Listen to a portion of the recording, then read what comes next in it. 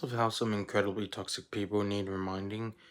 Um, and I don't know why this keeps getting brought up every time Invincible is ever fucking mentioned. Yeah, it's Mark and Amber again. Mark was a bad boyfriend. He was not a bad person, not at all, but he was a bad boyfriend. He was a kid with too much on his plate. But Amber was no fucking saint. The character in universe has literally no fucking flaws whatsoever and is practically perfect in nearly everything. And by the end of season one was essentially a spoiled brat because she didn't get told about Mark's identity sooner. It doesn't help that you have people who, if they did watch the show, they're clearly sexist and biased, said, oh, well, Amber was, hiding her feelings, she was restricting it, or like all this other shit, when the show did not showcase Amber doing that whatsoever. The most was Amber was upset because she didn't get told about Mark's secret identity.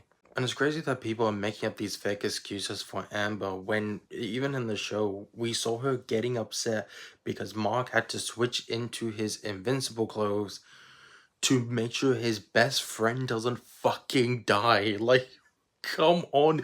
I don't care how fucking sexist you are towards Mark. I don't fucking care if you truly believe that Amber is not in the wrong whatsoever. How can you look at that and go, yeah, Amber was completely justified in crashing the fuck out?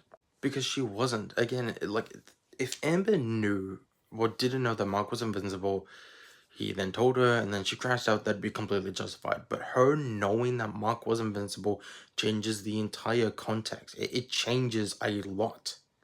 And while I feel like a lot of people misplace the term Mary Sue, again, in universe, Amber is perfect. There is literally nothing wrong with her.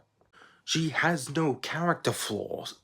So to suddenly make the Mary Sue with no character flaw say, oh yeah, I knew you were invincible the entire fucking time, and then essentially blame Mark for not telling her sooner, even though she knows it's a secret identity, she knows that heroes exist, it changes everything.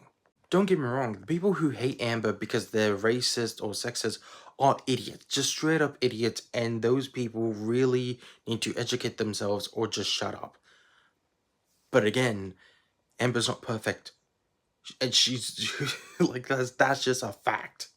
Hell, that scene alone changes the context about how they got back together, because all 3 points of them getting together or getting back together has been whenever Mark got his ass kicked. If it's ever revealed that Amber's into that kinky shit, I genuinely wouldn't be surprised because we've seen in season 1.